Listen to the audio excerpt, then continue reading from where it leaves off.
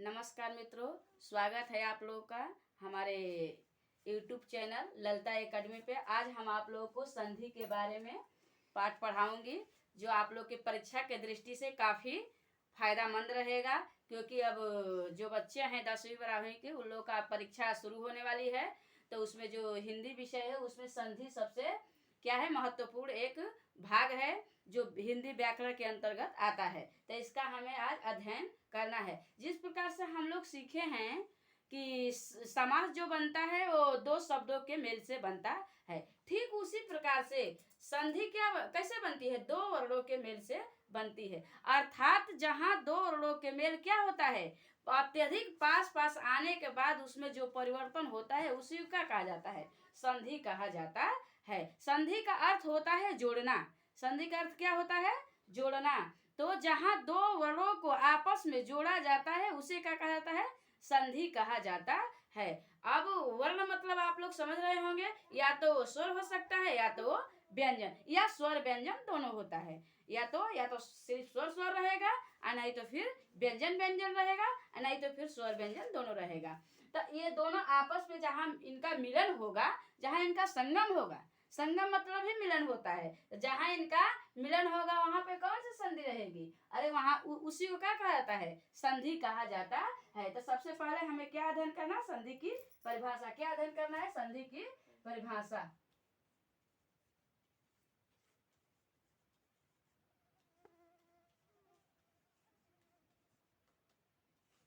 संधि की परिभाषा में है कि जहां दो वर्णों की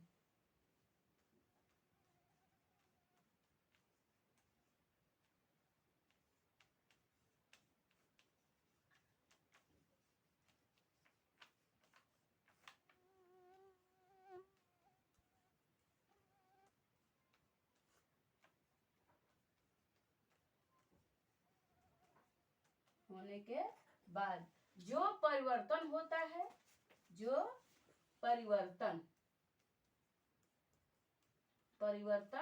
होता है उसे क्या कहते हैं, संधि कहते हैं। क्या कहते हैं, संधि कहते हैं। अर्थात जहां दो वर्ण आपस में नजदीक पास पास आकर के, मतलब काफी पास आकर के और आपस में मिलते हैं और उसमें जो भी परिवर्तन है उसे ही संधि कहा जाता है। अर्थात जैसे हो गया अ और आ, ये आपस में मिलेंगे तो इसमें जो परिवर्तन होगा उसे क्या कहा जाएगा, संधि कहा जाएगा। जिस प्रकार से जो वर्ण है वो या तो स्वर हो सकते हैं या तो व्यंजन हो सकते हैं। तो दो वर्णों के मेल से क्या बनती है, संधि बनती है। इससे पहले हम लोग अध्ययन कर चुके हैं कि दो शब्दों के मेल से, दो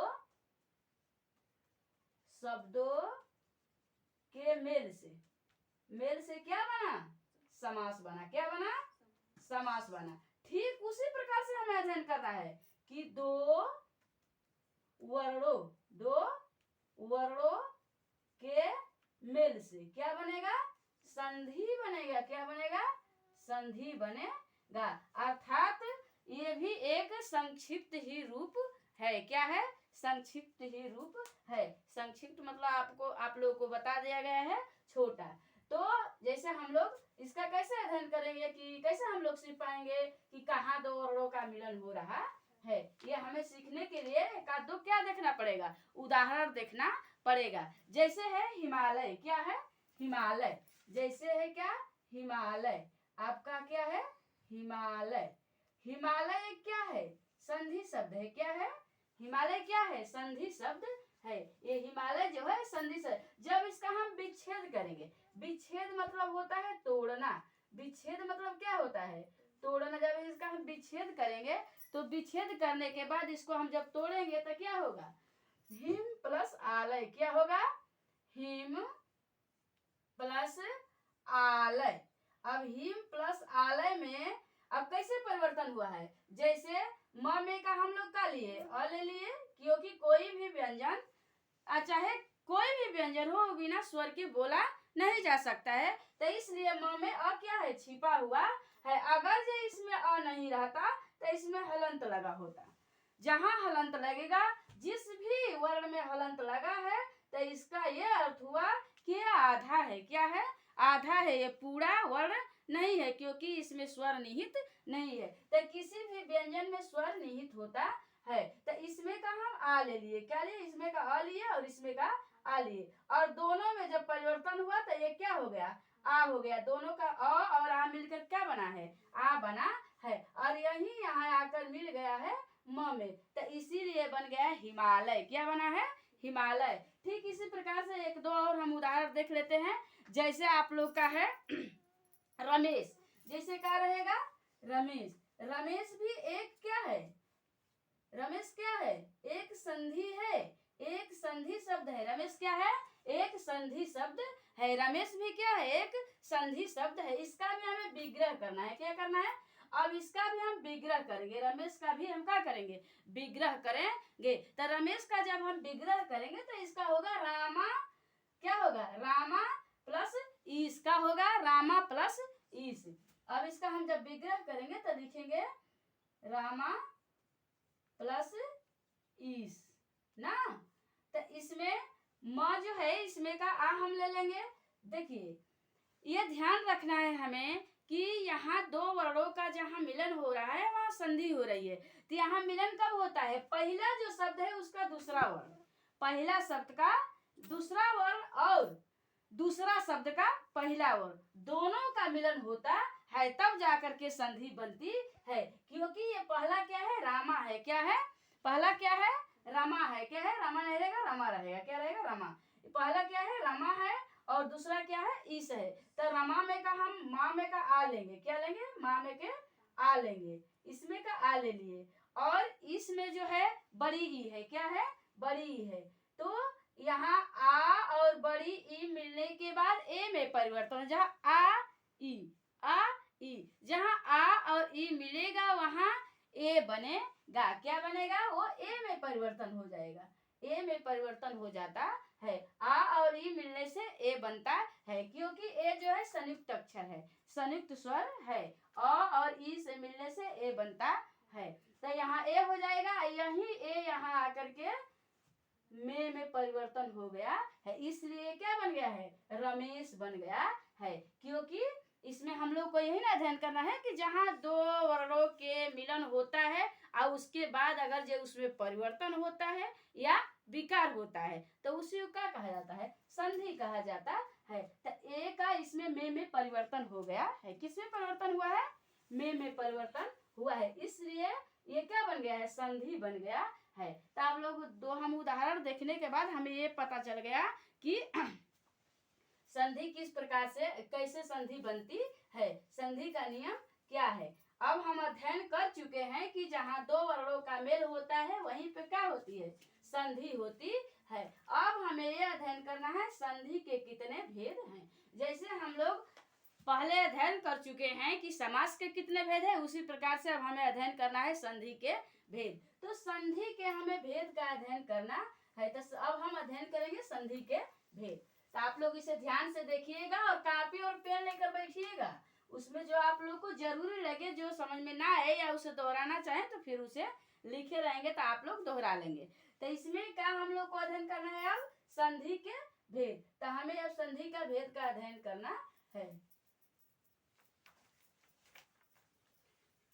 संधि का भेद, संधि के कितने भेद हैं इसका हमें अध्ययन करना है। तो संधि का भेद मतलब वही संधि कितने प्रकार की होती है, वही भेद कहिए या प्रकार कहिए। इसे संधि का भेद भी कह सकते हैं और संधि का प्रकार भी कह सकते हैं। क्या भेद भी कहेंगे और प्रकार भी। तो मुख्य रूप से जो संधि होती है उसके कितने भेद हैं, तीन भेद हैं। कितने भेद हैं, संधि कितने प्रकार की होती है, तीन प्रकार की होती है। कितने प्रकार की, मुख्य रूप से संधि तीन प्रकार की होती है। तो हमें अब संधि का अध्ययन करना है, तो हमें तीन प्रकार की संधि का अध्ययन करना है। देखिए सबसे पहली जो संधि है, सबसे पहली संधि आप लोग का है स्वर संधि। कौन सी है, स्वर संधि।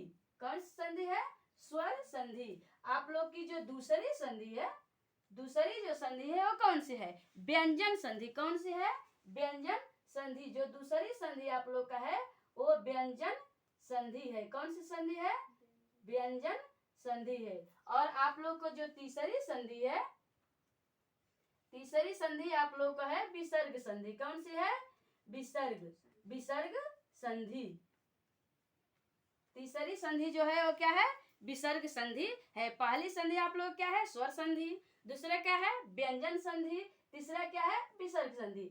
स्वर संधि में स्वरों का अध्ययन किया जाता है। स्वर मतलब अ आ ई उ ए रे ई ए ऐ ओ औ। ये स्वर का अध्ययन, स्वर से स्वर का मिलन होता है, वहां पे कौन सी संधि होती है, स्वर संधि होती है। व्यंजन संधि में हम व्यंजन के संबंधी अध्ययन करते हैं, और विसर्ग संधि में जो विसर्ग लगा होता है उसके बारे में हम लोग अध्ययन करते हैं। तो सबसे पहले आज हमें अध्ययन करना है किस संधि के बारे में, स्वर संधि के बारे में अध्ययन करना है। किस संधि के बारे में अध्ययन करना है, स्वर संधि के बारे में अध्ययन करना है। तो अब हम लोग स्वर संधि के बारे में अध्ययन करेंगे। किस संधि के बारे में, स्वर। अब देखिए, स्वर संधि का हमें अध्ययन करना है। स्वर संधि का भी भेद है, स्वर संधि का भी भेद है, लेकिन सबसे पहले हमें स्वर संधि क्या लिखना है, परिभाषा लिखना है कि स्वरों के साथ जहां स्वरों के साथ स्वरों का जहां मिलन होता है वहां कौन सी संधि बनती है। जैसे वहां पे कौन सी संधि बनती है, स्वर संधि बनती है। ऐसे हम लिखते हैं हम लोग कि स्वरों के साथ स्वरों का मिलन होना, जहां पर स्वरों के साथ स्वरों का मिलन होगा वहां पे कौन सी संधि होगी, स्वर संधि होगी। स्वर जैसे अ आ, छोटी बड़ी, छोटाऊ बड़ाऊ, री ए ऐ ओ औ, ये आपका क्या है, स्वर है।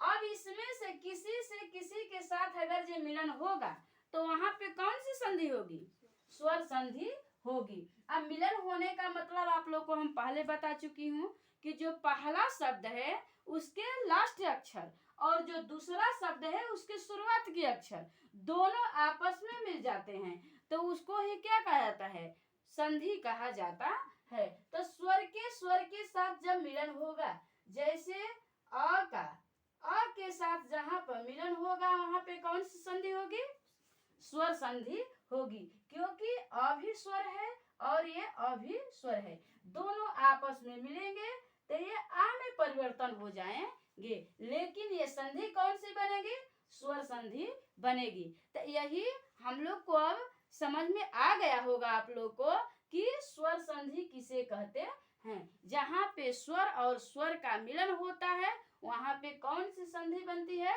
स्वर संधि बनती है। स्वर आप लोग को पता ही है, अ आ ई जो आप लोग को अभी ये लिखवाई हूँ सबको ये पता होता है, नहीं तो फिर पता नहीं होगा तो फिर इसे आप लोग क्या करेंगे, एक बार दोहराएंगे, और जब दोहराएंगे तो वो आप लोग को अध्ययन हो जाएगा, याद हो जाएगा। तब हमें सीखना है स्वर संधि के प्रकार या भेद। क्या सीखना है, स्वर संधि के प्रकार या भेद। अब देखिए स्वर संधि के प्रकार क्या सीखना है, स्वर संधि के प्रकार या भेद, उसी को भेद भी कहते हैं, उसी को प्रकार भी कहा जाता है। तब हमें स्वर संधि के प्रकार के बारे में अध्ययन करना है। तो देखिए सबसे पहले इसमें है दीर्घ संधि। कौन सी है, सबसे पहले इसमें देखिए ये जो स्वर संधि है ये 5 प्रकार की है। कितने प्रकार की है, 5 प्रकार की। तो सबसे पहले जो है वो कौन सी है, दीर्घ संधि। कौन सी है, दीर्घ संधि, दीर्घ स्वर संधि बोलते हैं। क्या बोलते हैं, दीर्घ स्वर संधि, दीर्घ स्वर संधि। पहला क्या है, दीर्घ स्वर संधि। फिर दूसरा क्या है, पहला आपका हो गया दीर्घ स्वर संधि, दूसरा आपका होगा गुण स्वर संधि। क्या होगा, गुण स्वर संधि। आप लोग इसे लिखना बहुत जरूरी होता है, लिखने से याद होता है, सुनने से तो सही है, सुन भी आप सकते हैं लेकिन लिखना भी आप लोग को। तीसरा जो है इसमें कौन सी संधि है, तीसरा वृद्धि संधि। कौन सी संधि है, वृद्धि संधि। अब आप लोग की तीसरी जो संधि है वो आपकी है वृद्धि संधि, वृद्धि संधि। अब आपका है चौथा। अब चौथा जो है इसमें चौथा जो संधि है वो है आपका गुण संधि। कौन सी संधि है? गुण संधि हो गया, हाँ, दीर्घ संधि हो गया, गुण संधि हो गया, वृद्धि संधि हो गया। अब इसके बाद आप लोग का आएगा अयादि संधि। अयादि संधि। अब रहेगा आप लोग को अयादि संधि। अब एक और संधि है इसमें बचा हुआ आप लोग का। कौन सी संधि बची हुई है? अब इसमें बची हुई है इयड़ संधि। कौन सी संधि बची हुई है? इयड़ संधि। ये हो गया आपका पहला हो गया, दूसरा हो गया, तीसरा हो गया, चौथा हो गया, पांचवा जो है वो कौन सी संधि है? इयड़ संधि। कौन संधि है? इयड़ संधि। तो इस पांचों संधि के बारे में हमें क्या करना है? बारी बारी से अध्ययन करना है। क्या करना है? बारी बारी से अध्ययन करना है। इस पांचों संधि के बारे में हमें बारी बारी से अध्ययन करना है। तो सबसे पहले हमें किस संधि के बारे में अध्ययन करना है? स्वर संधि के बारे में अध्ययन करना है। किस संधि के बारे में? स्वर संधि में जो दीर्घ संधि है, ये जो दीर्घ संधि है इसके बारे में हमें अध्ययन करना है। तो आज हम आप लोगों को दीर्घ संधि के बारे में अध्ययन कराने के बाद ही वीडियो समाप्त करूंगी। तो आज हम थोड़ा बहुत दीर्घ संधि के बारे में अध्ययन कर लेते हैं, इसके बाद हम कुछ सीख लेंगे। तो हमें अध्ययन करना है दीर्घ संधि के बारे में। दीर्घ देखिए, दीर्घ शब्द से ही पता चल रहा है दीर्घ मतलब होता है बड़ा। क्या होता है? बड़ा। दीर्घ का अर्थ क्या होता है? दीर्घ माने बड़ा, लघु माने छोटा। तो दीर्घ शब्द से ही हमें पता चल रहा है। देखिए, दीर्घ मतलब होता है बड़ा। दीर्घ स्वर संधि। दीर्घ स्वर संधि। तो दीर्घ मतलब क्या होता है? बड़ा। क्या होता है? बड़ा। तो दीर्घ स्वर संधि का एक सूत्र भी है। क्या है? दीर्घ स्वर संधि का सूत्र होता है। दीर्घ स्वर संधि में सूत्र है। क्या है? सूत्र। तो सबसे पहले हमें सूत्र का भी ध्यान रखना है, क्योंकि परीक्षा में कभी कभी सिर्फ सूत्र ही पूछ लेता है। मतलब अब ऐसे देगा ऑप्शन कि दीर्घ स्वर संधि का सूत्र क्या है। तो हम संधि करने तो जानते हैं, उसको पहचानने भी जानते हैं, उसका विच्छेद करने भी जानते हैं, लेकिन हमें सूत्र नहीं पता है तो फिर हम परीक्षा में मार खा जाते हैं, हमें 1 नंबर कम मिलता है। तो इसलिए हमें सबसे पहले किसका क्या अध्ययन करना है? सूत्र अध्ययन करना है। तो सूत्र में लिखना है, सूत्र में क्या लिखना है?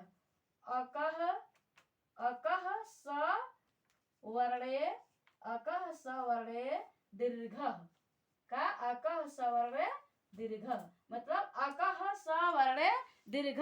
इसमें अकह सवर्ण दीर्घ का मतलब ये होता है कि जैसे जो माहेश्वर सूत्र होते हैं ना संस्कृत वाले, अब उसमें अकह जैसे उसमें जो मात्राएं दी होती है, उसमें जो व्यंजन और स्वर दिए होते हैं वो 14 सूत्रों में विभाजित होते हैं। तो ये हम लोग को इतना बस अध्ययन करना है कि स्वर संधि का जो सूत्र है वो क्या है? अकह सवर्ण दीर्घ। अतः अर्थात अ से क तक लेकर के, अ से क तक लेकर के बीच में जितने भी व्यंजन आएंगे और जितने भी स्वर आएंगे वो दीर्घ में परिवर्तन हो जाएंगे। क्या हो जाएंगे?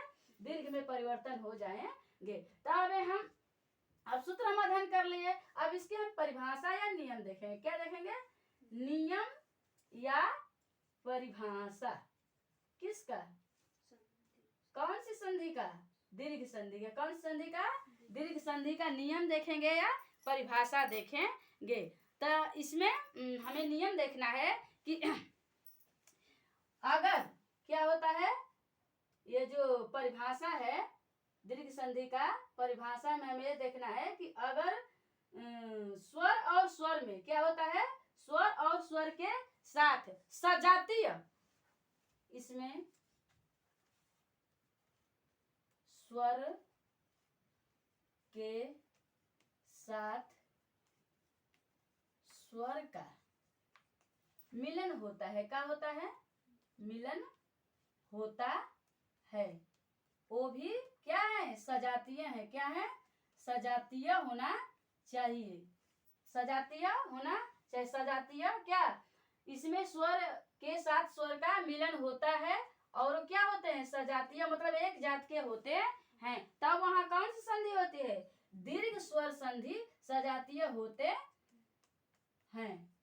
सजातीय होते हैं। तब वहां कौन सी संधि होती है? तब वहां दीर्घ संधि होती है। जैसे अब जैसे हमें देखना है ना, जैसे अ ई उ री ली हो गया ना। ये अगर जे दीर्घ साथ मिलेंगे या के साथ मिलेंगे, मतलब लघु के साथ। ये क्या है? ये लघु है। क्या है? लघु है। ये जो लिखा गया है ये लघु है। इसे ह्रस्व भी कहते हैं। क्या कहते हैं? ह्रस्व स्वर भी कहते हैं। तो ह्रस्व किसके साथ मिलेगा? दीर्घ के साथ। किसके साथ मिलेगा? दीर्घ। दीर्घ भी हमें यहाँ लिखना है। क्या लिखना है? दीर्घ। ये आपका ह्रस्व हो गया, ये आपका दीर्घ रहेगा। दीर्घ में आ आएगा, बड़ी ई आएगी, बड़ा ऊ आएगा, इसमें ए आएगा, हाँ बड़ा ऊ आएगा, हाँ इतना ही रहेगा, और री आएगी। तो इसमें ये दीर्घ है, ये क्या है? ह्रस्व है। दोनों आपस में मिलते हैं तो क्या बनता है? दीर्घ स्वर संधि बनता है। तो अगर जे स्वर और स्वर आपस में मिल रहे हैं और वो भी सजातीय हैं। क्या है? सजातीय। सजातीय मतलब होता है एक जात के। अब एक जात का मतलब है जैसे अ के साथ मिलेगा, ई के साथ मिलेगा, ऊ के साथ मिलेगा, री के साथ मिलेगा, तब वहां कौन सा संधि होगा? दीर्घ स्वर संधि होगा। जैसे अ किसके साथ मिला? आ के साथ मिला। ई किसके साथ मिलेगी? ई के साथ मिलेगी। ऊ किसके साथ मिलेगा? ऊ के साथ मिलेगा। तो यहाँ कौन सी संधि होगी? दीर्घ स्वर संधि होगी, क्योंकि अ और आ मिलेगा तो आ में परिवर्तन होगा, ई और ई मिलेगा तो बड़ी ई बनेगा, ऊ और ऊ मिलेगा तो बड़ा ऊ बनेगा। देखिए दीर्घ मतलब होता है बड़ा। क्या होता है? बड़ा। तो हम लोग छोटाऊ बड़ाऊ पढ़ते हैं ना, तो छोटा आ, बड़ा आ, बड़ी ई, बड़ाऊ ऊ। तो इसमें ज्यादातर आपको देखने को मिलेगा कि बड़ा का मात्रा लगा होगा। जिस भी दूसरा शब्द में दूसरा जो अक्षर है उसमें बड़ा का मात्रा लगा होगा।